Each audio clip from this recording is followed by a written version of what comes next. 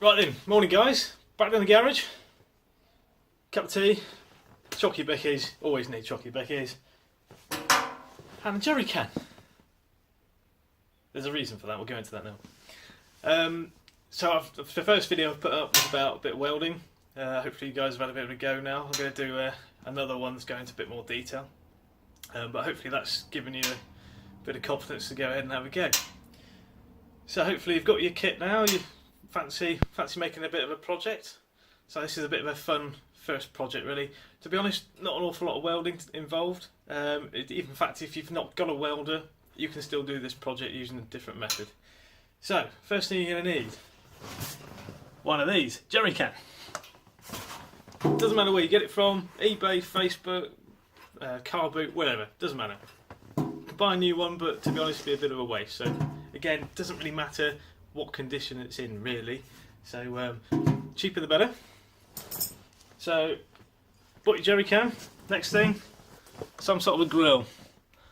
This is off my old oven, that'll do.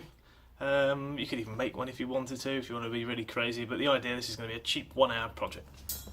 So one grill. So, what else are you going to need? Don't matter what size bolts, well, within reason. 4 bolts. Nothing fancy, as long as they are wide enough to cut a slot in them to sit your grill on. Also going to need a pair of hinges. Again, doesn't really matter what sort of hinges they are. I've just got these ones that I found in the garage. Again, this is a cheap project, but you know, Amazon, whatever, you can get hinges for peanuts these days from anywhere. So that, bolts, drill. Hopefully by now you've worked out what we're going to build. Well, it's going to be a barbecue. One thing I would say, if you do buy your jerry can, for God's sake, make sure you clean this out first before you take a grinder or welder to it. Otherwise, it's going to brighten your day up pretty fast. So anyway, we'll do the next bit now, and we'll go into actually the fabrication and making it, but in less than an hour. See you in a bit. Right, so at this point, you're going to need one of these, one of those, and mark him up. So, one thing to bear in mind when you mark this up, depending on what hinges you've used, you need to make sure you leave enough room between there and the seam to fit your hinge, so just bear that in mind.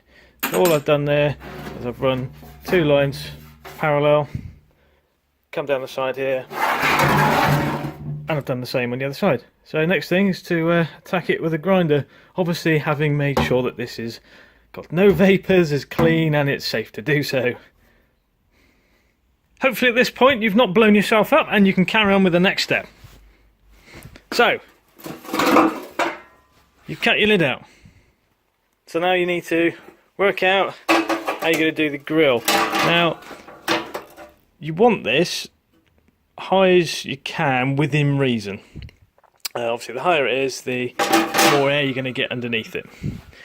However, you've got this, so there's still going to be air underneath it, so if you've got too short of bolts, don't panic, it should still work. Bear in mind you will need to take this rubber seal out, because that's going to get hot and very well, your burgers aren't going to taste too good with a hint of molten rubber, are they? Anyhow, back to the job in hand. Right, grill out.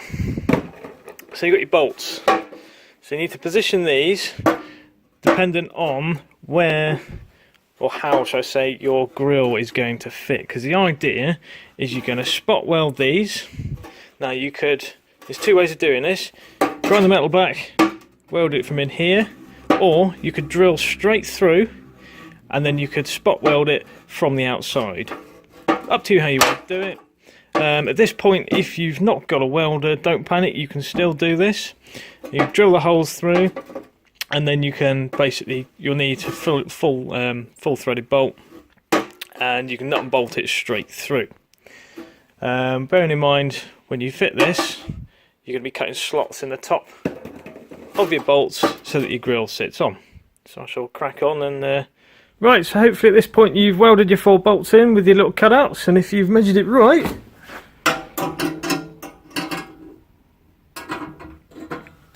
it should fit in like that.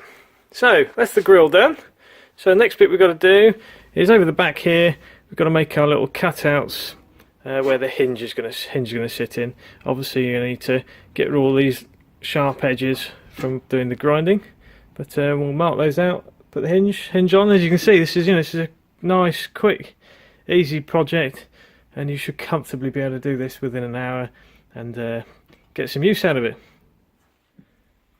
There you go then, so the hinges are welded on now and he sits down. Now the only issue we've got is that this isn't going to sit perfectly on that nice thin edge each time. So what I've done is I've drilled a hole here and here, and just a little thin bit of sheet metal, rounded off. And the idea is I'm going to plug weld those there, one on each side, and then that will stop the lid from dropping. Anyway, we're nearly there, and yeah, I'll weld this up and show you it works in practice. Right then, so I've welded the two tabs. That's stopped the lid coming down too far. That seems to work. Also, with a spare hinge that I had, I welded the top and bottom halves on. Simple little pin. Goes through. Works quite well. Excuse me. There's different ways you can do it. You can buy little catches. Either pot rivet them on if you've not got a welder, perhaps.